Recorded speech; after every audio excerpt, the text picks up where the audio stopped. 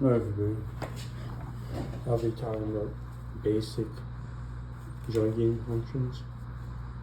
They're actually jungian functions.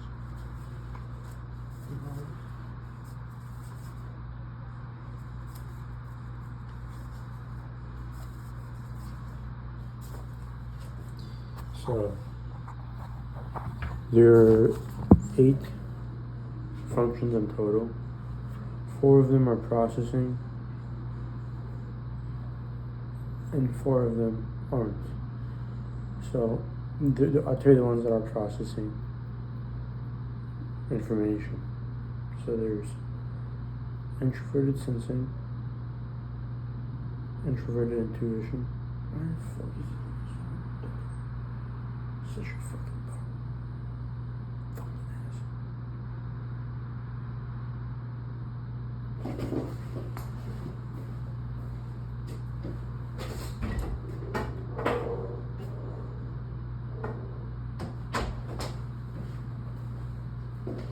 Why does it care this much? Such a fucking narcissist. There's extroverted intuition, and there's extroverted sensing. Extroverted intuition is pretty much creativity and imagination. I'll redo it. SI, introverted sensing. There's memory and routine. NI, which is big picture planning and focusing. NE, which is NI is introverted intuition. NE, which is extroverted intuition, which is creativity and imagination, and extroverted sensing, which is SE, and that is physical touch and experience. A good example of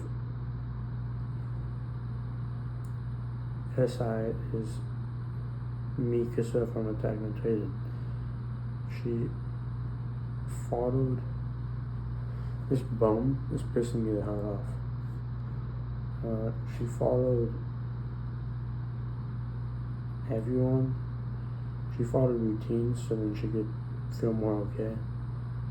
And yeah, she's a really big rule follower, and that is one of the key characteristics of somebody who leads with the introverted sensing function.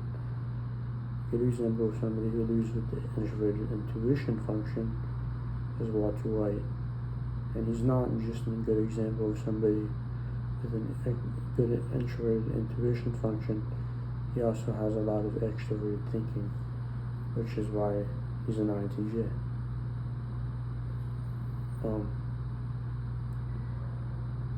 And he plans, he makes a lot of impulsive and reckless actions, but he's good at getting himself out of it.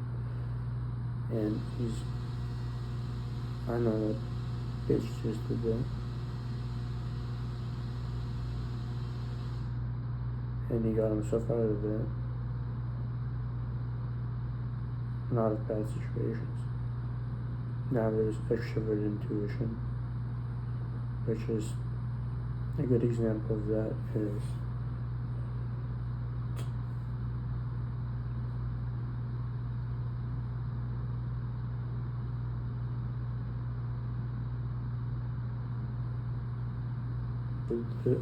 this one's kind of bad, but the Joker, he makes constant new ideas. Or Saul Goodman, actually. Let's do Saul Goodman. Probably gonna do Breaking Bad characters for this list. Saul Goodman is a good example. Somebody with extroverted intuition. He's flashy, he's creative, and the thing about being an extroverted sensing and extroverted intuition is they're both very bold and flashy. However, the extroverted intuition is more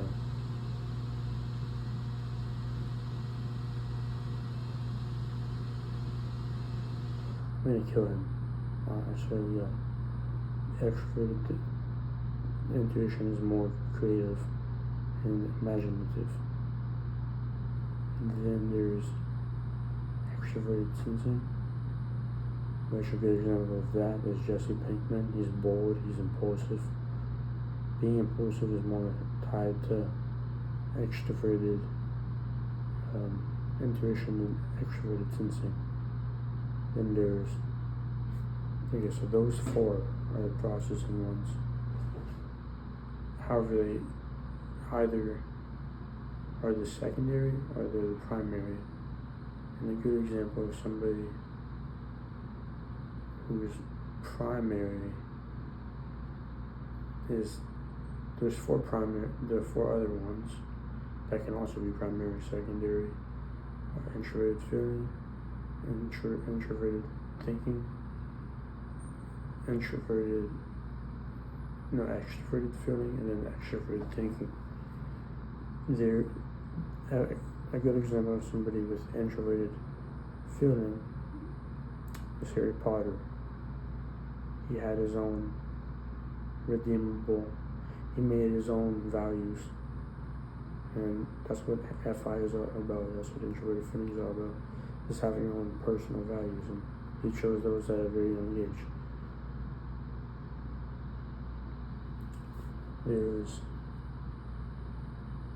It's funny how he's not playing. He cares that much about me, but he's not playing his stupid ass video game.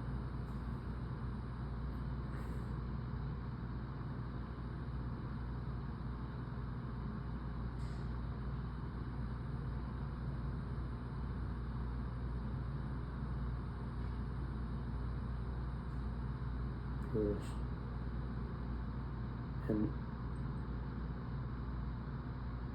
yeah, introverted feeling is basically having your own values. Is extroverted feeling, where you care what everyone else thinks, and you care about harmony and group-based values. And a good example of somebody who's that is Ned Flanders from The Simpsons.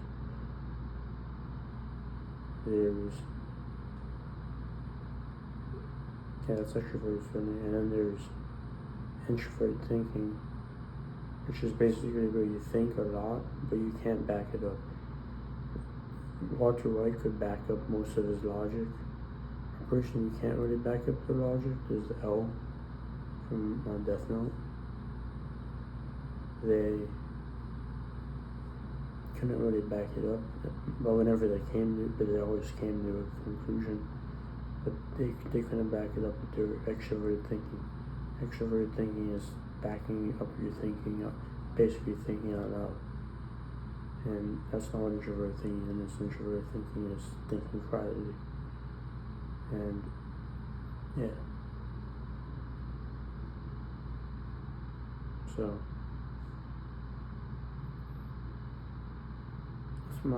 that's what I'm talking about right now. Those are the basics of jungian functions. And yeah, that's the interesting part.